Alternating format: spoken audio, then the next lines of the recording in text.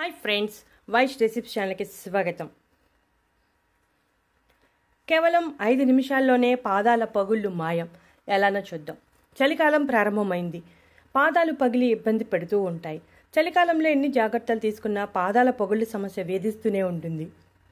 ఈ సమస్యకు మనం కొబ్బరి నూనె, విటమిన్ ఈ ఆయిల్, కొవ్వొత్తి ఉపయోగిస్తున్నాం.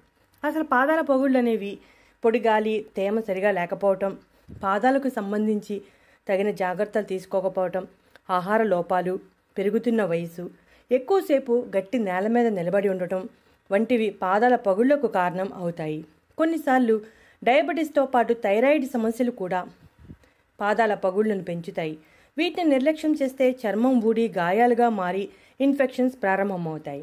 అయితే ఈ పాదాల పగుళ్ళ గురించి కంగారు పడాల్సిన అవసరం లేదు. ఎటువంటి మందులు వాడవలసిన అవసరం లేదు. మనకు ఇంటిలో అందుబాటులో ఉండే వస్తువులతో సులభంగా తగ్గించుకోవచ్చు. చాలా సమర్థవంతంగా పనిచేస్తాయి.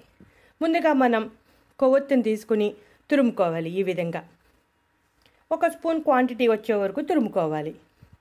మనకు 1 స్పూన్ క్వాంటిటీ సరిపోతుంది. 1 స్పూన్ క్వాంటిటీ. ఎక్కువ కావాలంటే ఎక్కువగా కూడా తయారు చేసుకోవచ్చు.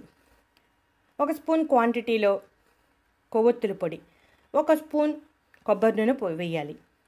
కొబ్బరి నూనె వేస్తున్నాం మనం, అయితే ఆవ నూనె కూడా వేసుకోవచ్చు.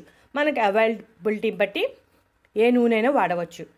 ఇప్పుడు కొవ్వొత్తి కరగలేదు కాబట్టి మనం వాటర్ బాయిల్ చేసి దానిలో వేసి కరిగించాలి.